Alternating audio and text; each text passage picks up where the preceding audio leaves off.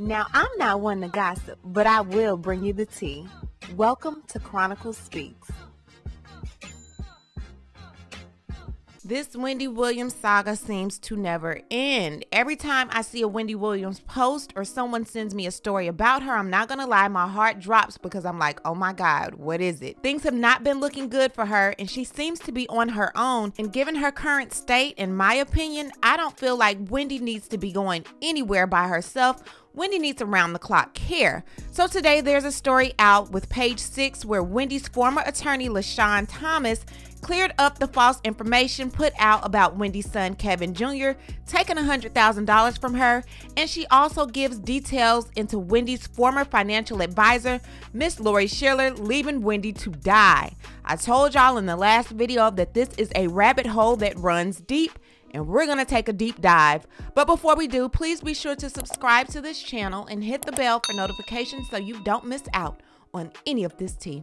Now let's get back into it. So there was this random source that revealed a few days ago that Wendy's only child, Kevin Hunter Jr., allegedly stole $100,000 from his mother's American Express card, and that he requested Wendy's account manager, Miss Lori Schiller, to pay off the balance, and that's what prompted Wells Fargo to be on alert and consider Wendy to be a victim of undue influence. Furthermore, causing them to lock Wendy's account, preventing Wendy from getting money out of her own accounts, and even denying her from looking at her online statements. Well, Lil Kev released a statement that we went over in the last video, vehemently denying all allegations, and we were pretty much left with that. Now LaShawn has cleared up things with Page 6, and I want to read the article to you, and then we're going to get into this whole ordeal. The article is titled, Wendy Williams Left to Die by Ex-Financial Advisor, Former Attorney Claims. Wendy Williams' former attorney claims that the talk show host was left to die by her ex-financial manager. LaShawn Thomas tells Page 6 exclusively in a lengthy statement that Wells Fargo financial advisor Lori Schiller, who no longer works for Williams but is embroiled in a lawsuit against the bank, is attempting to muddy the waters by allegedly contributing to a false report that Williams' son misused her American Express card. The real issue is that Wells Fargo, through their advisors, refused to grant Wendy access to her own accounts. This includes the right to check her balances, Thomas says. No bank should have the authority to do that. No one attempted to gain access to any of Wendy's accounts. The Wells Fargo advisor and former manager, Bernie Young, were the only people with access. They left Wendy to die. Told y'all in my last video that a former account manager was giving a former manager money out of Wendy's accounts, upwards to $10,000s of dollars, and when they were found out about it, Wendy was locked out of her account. I wonder who those people were. Thomas explains that because Williams, 58, had no access to any of her funds, she was forced to use her American Express for all of her living expenses, including flights to and from New York for doctor's appointments, groceries, etc. Since the shock jock's health has taken a turn, her 22-year-old son, Kevin Hunter Jr., has stepped in to help her both mentally and physically with the assistance of her team of doctors. According to the lawyer, he coordinated all of her appointments, made sure she attended all appointments, cooked and cleaned for his mother. He absolutely loves his mother without question, and no one should place any blame or allegations of wrongdoing at his feet. Now, Page 6 goes on to say that the defense of Kevin Jr. comes after a report claimed he had charged $100,000 to his mom's credit card without authorization and demanded Schiller pay for it. The validity of the report is unclear as it is pegged to an anonymous source. The University of Miami student denied the claims in a statement, telling the U.S. Sun, "I vehemently deny any allegations of unauthorized use of my mother's American Express card. This is a false narrative perpetuated to justify freezing her account." Thomas, however, said Schiller and Williams' former manager Young were the only people to have access to her accounts. I wonder where the money went. The world may never know. Lori's responsibility was to pay all of Wendy and Kevin Jr.'s bills.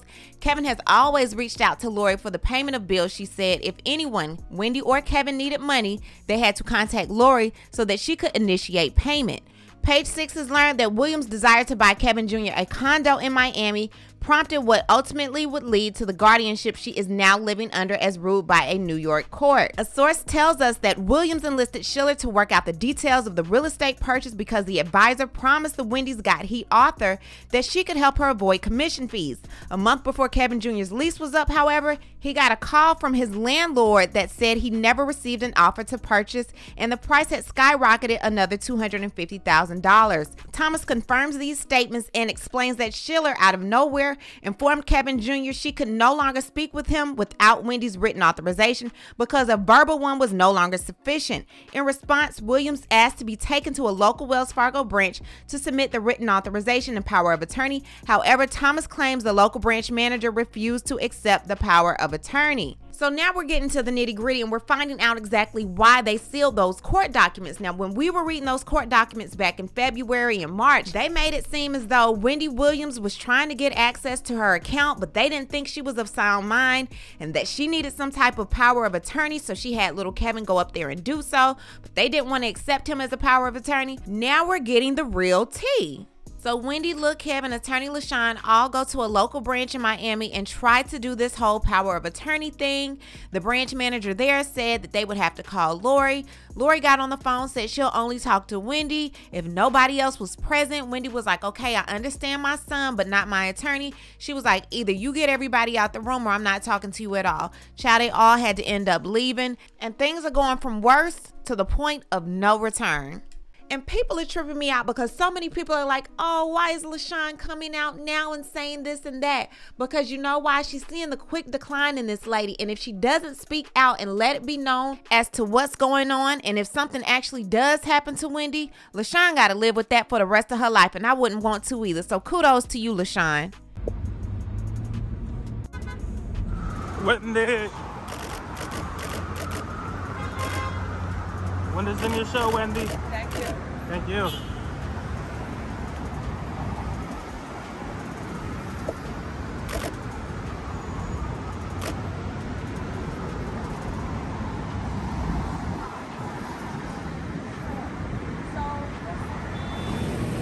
Okay. Wendy, how's everything?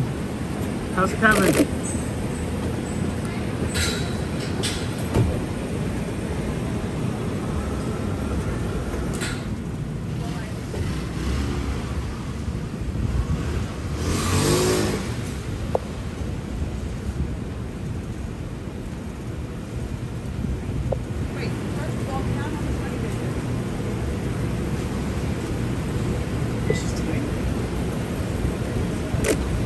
When is the new show, Wendy? I'm a huge fan, Wendy.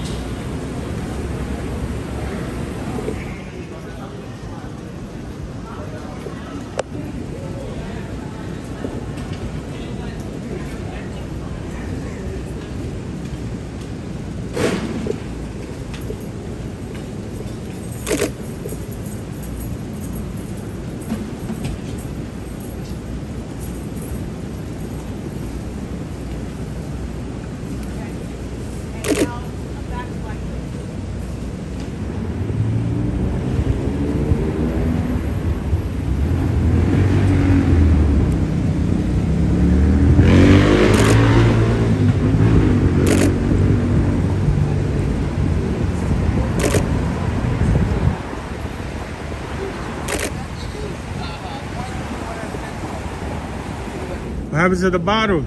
Huh? What happened to the bottle? She took it. She took it? Yeah. Oh, she put it in the bag. Oh, okay, okay. I told y'all when it comes to this story, things are not always as they appear. A lot of things are happening behind the scenes, and I honestly want to know who is the person that's calling the paparazzi to inform them every move that Wendy makes. And I know Wendy is not living by herself. Someone is living with her. Who let her out like this? I'm looking at this all as a setup. All of these stories coming out, these old stories about Wendy's son supposedly taking money from her, and then Wendy, who doesn't even know how to operate a phone barely, is going to take her son off her social media. Somebody is working with the media to get these stories to look valid. Y'all might be able to fool a lot of people, but you can't fool me. And a lot of people are saying, well, where's the family? Wendy did say at one point that she didn't want to talk to any of her family members, only to Lil Kev. And let me give y'all the realty that I've been told. A certain family member of Wendy had medical proxy over Wendy, and because they did not want her around Big Kev in Florida, this certain family member okayed her going to New York, although she was getting a lot of help in Florida, and everyone said they did not want her leaving Florida. And the same family member allowed an ex-production company and a former manager to have final say-so when it comes to Wendy and her health. Ever since then, that lady's health has taken a toll. Wendy's not always in her right mind, but when she made that statement that she did not want to be close to any family members and only her son, I can say this, I understand why. Anyone that has been a caregiver to an older or ailing parent, or a parent who's going through any type of issues, know exactly what Lil Kev is going through. For him to try to go through all of this, have to go through school, take care of his mother, and then deal with these malicious stories out about him trying to take money from his mother, y'all are sick. And y'all know who I'm talking to. Prayers are for Wendy, but my prayers are really to Lil Kev right now, because I have no idea what he has to go through. But to wake up and see stories about him taking money from the woman that has given him life, the woman that he loves more than anything in this world, this type of stuff make you never want to be famous, child. I couldn't do it. Anyway, what I need to do is hear from you. What do you think about everything going around surrounding this world of Wendy? Leave a comment, and you know how we do. We'll talk about it down below. Talk to you guys later. Bye. As always, thanks for watching. Don't forget to hit that subscribe button, hit that like button, and hit that bell so you don't miss any of my new episodes.